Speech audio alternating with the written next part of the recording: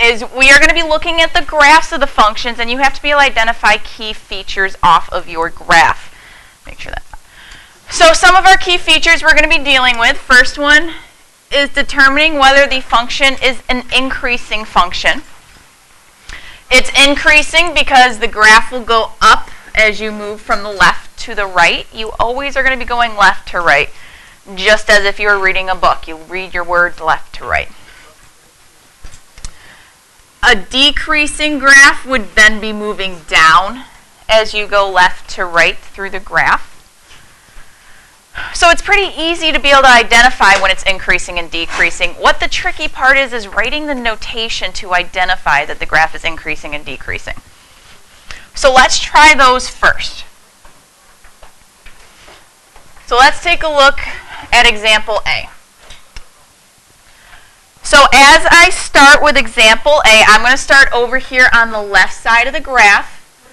And I'm going to follow the graph, use one of your colors and follow the graph until you get to the maximum point there. As we follow the graph, what is our pencil doing? Are we increasing or decreasing? Increasing. So I'm going to label this side as increasing.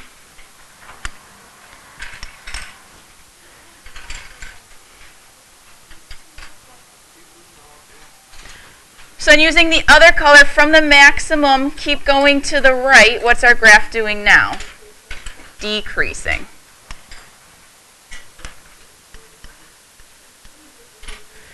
So this graph has both kinds. This graph is increasing at first and then it's decreasing at first. So when we write that it's increasing and decreasing, we always need to look at your x values. So let's write yourself a little note here. You want to look at your x values.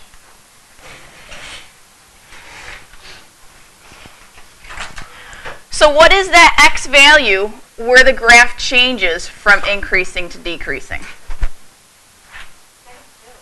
It's when x is a -2. So if I look at this, my increasing are for which x values? It's increasing when it was -5, -4, -3. How do those numbers compare to -2? Are they less than -2 or greater than -2? Less than. -5, -4, -3 is less than -2. So when x is less than -2, our graph was increasing. So then over here it was decreasing when x was -1, 0, 1, 2. How do those numbers compare to -2? Mance? They're greater than. So our graph was decreasing when x was greater than -2. It'll never be equal to because it's not increasing or decreasing at that point in time. That's when it's switching from increasing to decreasing. Does that make sense? Let's try it again. So over here on this one, I start on the leftmost part of the graph and I'm following the graph. What are we doing first? That one's decreasing first.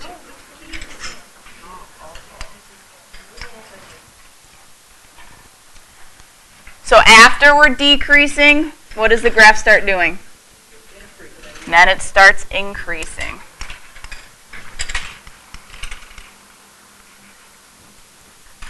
So again, what is that x value when it switches from decreasing to increasing? 1, 2, 3. When x is 3 is when it switches. So if I look for the increasing part, because that's the first one in my table, it's increasing when x is 4, 5, 6, 7, 8. So how are those numbers compared to 3? Greater than 3. So when x is greater than 3, our graph is increasing. When is our graph decreasing? Yes? When x is less than 3.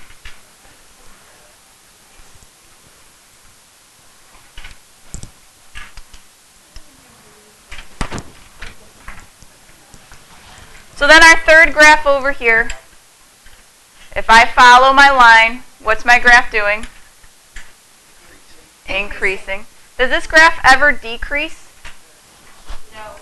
No, a line never decreases. A line is always either increasing or always decreasing. So when the thing is doing it for the whole time, so this graph is increasing for the whole time, we use 3 little letters to write that. X, and then it's a funky little E. It's kind of like a C with a line through it. And then you have an R where it's 2 lines, and then you write your R. What that stands for, we're going to write ourselves a little note. X, funky little E, R.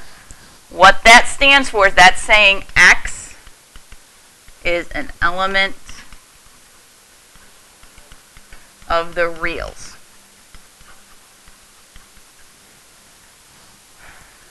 So we got the X, E from element, R from reals, XER. When you say X is an element of the reals, you're saying that X can be any number in existence. It could be a positive number, it could be a negative number, it could be a decimal, it could be a fraction, it could be absolutely positively any number. So since our whole graph was increasing the entire time, we say that the increasing portion is X is an element of the reals. It's at every single point for X that it's increasing. Since it's never decreasing, we just put a line through decreasing. That graph's never going to decrease. So increasing, decreasing. Good so far? Okay. So if we take a look up above,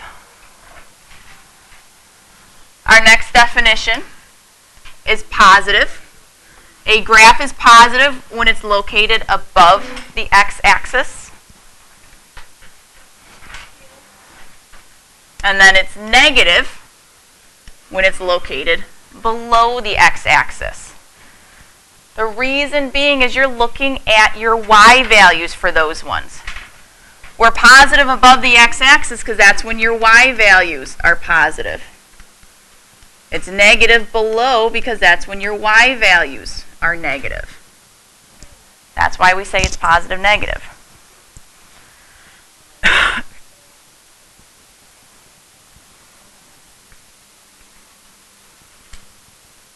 So let's take a look at it.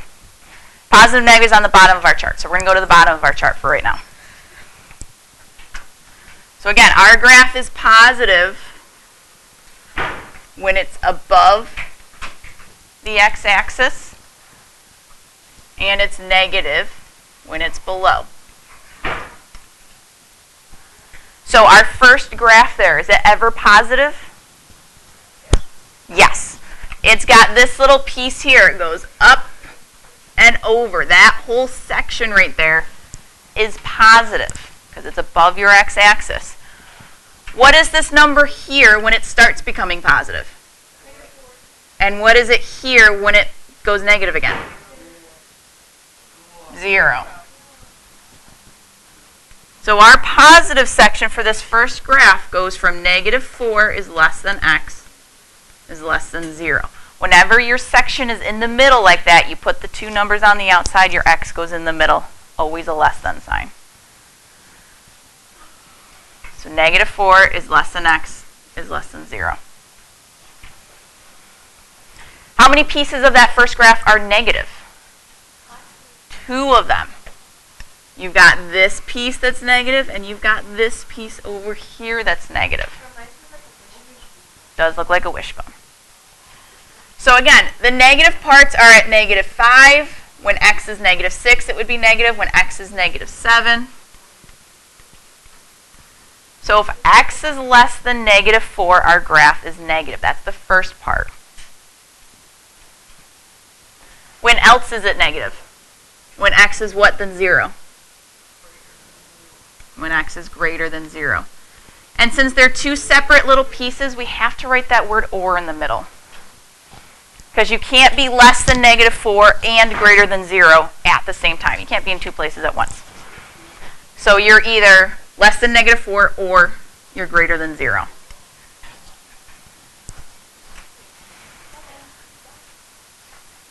All right, so let's take a look at the next one. When is this graph positive? Always. Isn't the whole thing above the x-axis? Yeah. So since the whole thing is always positive, we write XER. X is an element of the reals. Oh my gosh. And then it's never negative, so we put a little line through negative.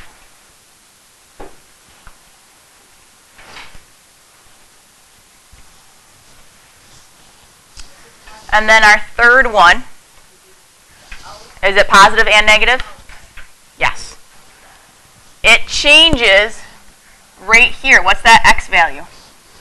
0. It changes from being positive, or being negative going to positive when x is 0. So it's negative at what x values? The negative x values, right? -1, -2, -3. That's when my graph is below the line. So when x is less than 0, our graph is negative. When is our graph positive? Above 0. When x is greater than 0.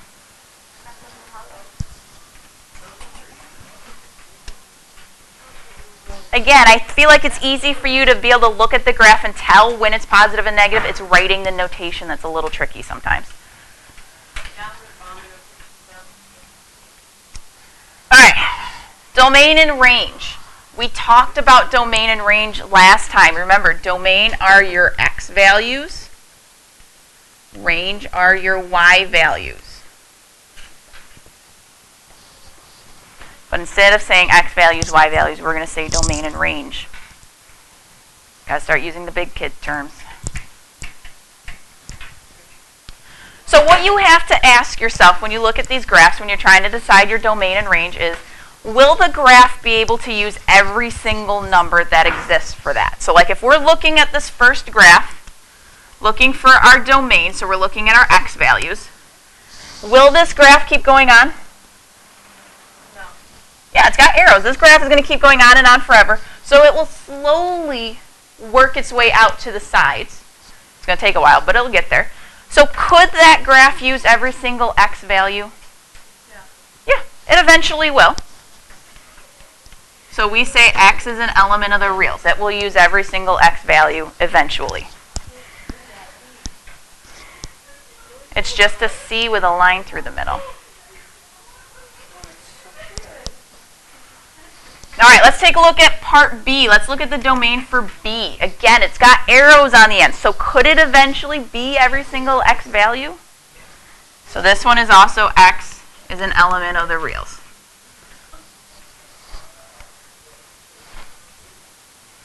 And how about our domain for the last one? Can this eventually be every single x value? Yes. Yeah, it's going to keep going this way. It's going to keep going to the left. So this one would be x is an element of the reals. I'm going to give you a little hint. With the exception of one graph that I'm going to teach you in this unit, domain is always x is an element of the reals. Hint. Only one graph where that doesn't happen. Well, no, because you have to be careful, because on your test I could change it up and maybe just give you points. So you just got to give me the x values from your points. Rude. If it's a continuous graph like this, then yes. All right, so our range is a little different. Range is not always as nice and easy to figure out as your domain. So again, with your range, you're asking yourself, can it be every single y value in existence? So if I look at this first graph here, can this be every single y value? No. Is it ever going to go up here? No, my graph will never, ever be up there. So I can't say that y is an element of the reals because it's not going to be everything. What is this highest value? 4. And then it's everything what then 4? Less than. So y is less than or equal to 4. That would be our range for that one. It's not a crocodile. It's a less than sign. No, it's not a crocodile. No. All right, how about for B? Can it be every single y number? No. So this one, the lowest y value, it would be 0, and then it's everything what than 0? Greater than. So y is greater than or equal to 0.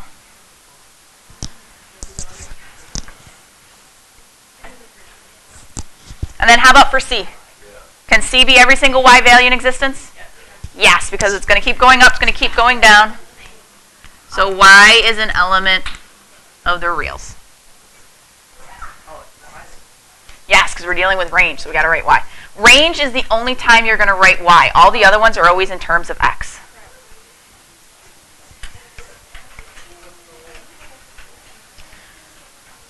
All right, and then our last thing in our chart, this one is really, really easy. It's so easy, though, sometimes people forget it, so you can't forget it. End behaviors. All you're going to do is tell us in what direction do the left and right side of the graph go. So my left side of my first graph is going down. So my left side is down. Which way is my right side going? Down. Left is going down, right is going down. How about for the left side of my graph B? Left is up, right is also up.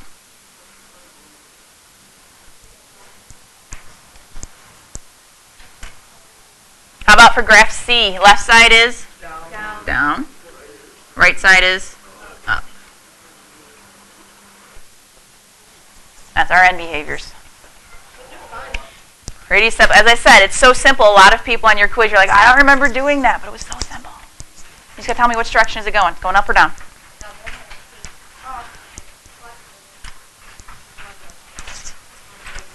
All right, so this one is just talking about, again, taking a graph, being able to read different things off of the graph. In other words, interpreting the graph, as they like to say. So we are given this graph over the interval of -7 to +7. They told me that right up here, my graph goes from -7 to +7. This would also be your domain if they asked you for it.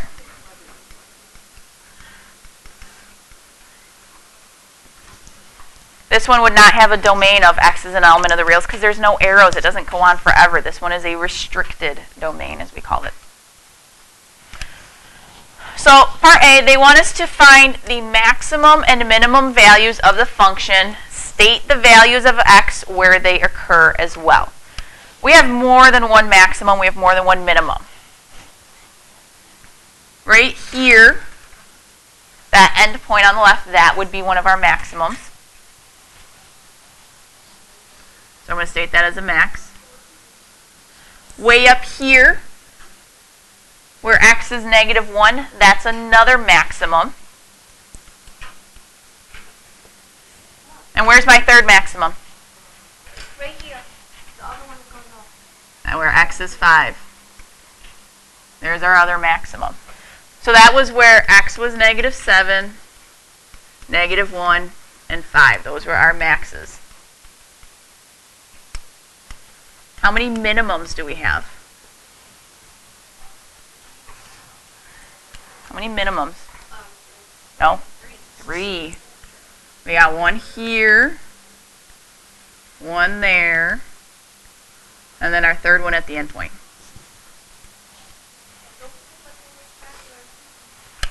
So what are those x values? Over here all the way on the left, this one is at what? -4, 1. Pretty sure that's where x is -5. Where's this one over here where x is 2? Then our last one is where x is 7. So those are our minimums. Do you have to put these in brackets or anything? No. Part B, what is the y-intercept of the function? So let's find that first. Where's our y-intercept? Right there. What is that value? 6. So y-intercept equals 6. Explain why the function cannot have more than one y-intercept. Caitlin? That's not the reason why it can only have one. It does only have one. But this kind of goes back to what we were talking about last class. Because then it wouldn't be a function. If it has 2 y-intercepts, that means there's 2 range values for that one domain value. We can't have that. So explain why the function cannot have more than one intercept, because then it's not a function.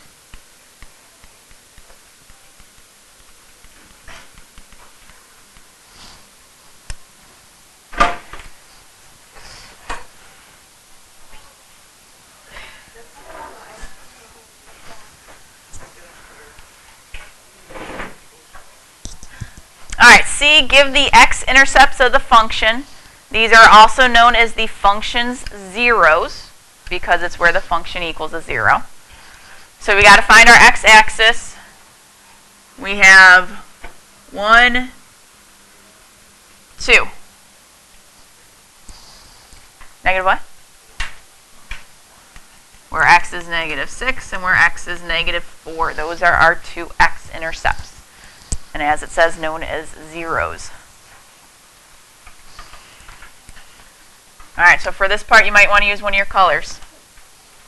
Would you characterize the interval of -5 less than or equal to x less than or equal to -1 as increasing or decreasing? Explain your choice. So I'm going to go to where x is -5 on my graph, and I'm going to follow it until I get to -1. What is our graph doing? Increasing. So I would say this is increasing. We have to explain our choice. What's the graph doing? The graph goes up as you move left to right.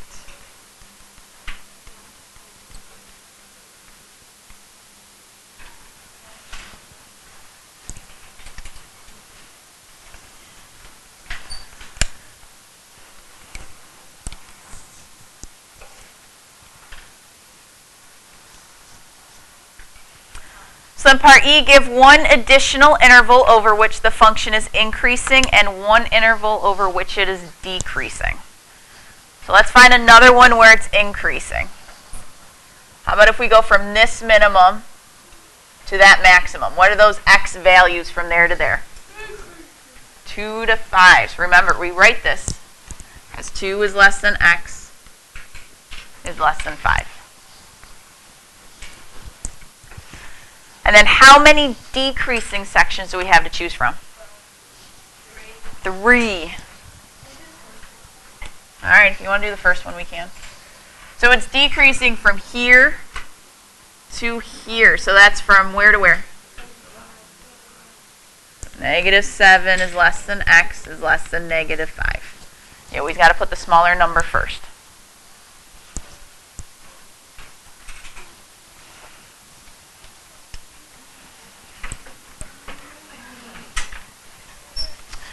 All right, and then number 2, last one in our notes, we have using the graph below, find the values of the domain for which the function g of x is less than 0.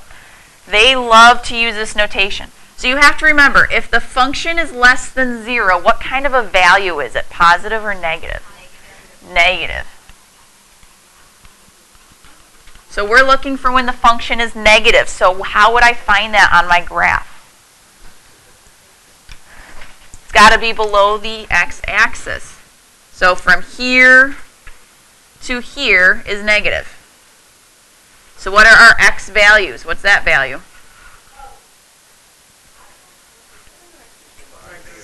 -5 to what? To +5. So from -5 is less than x is less than 5. That's when our graph is negative.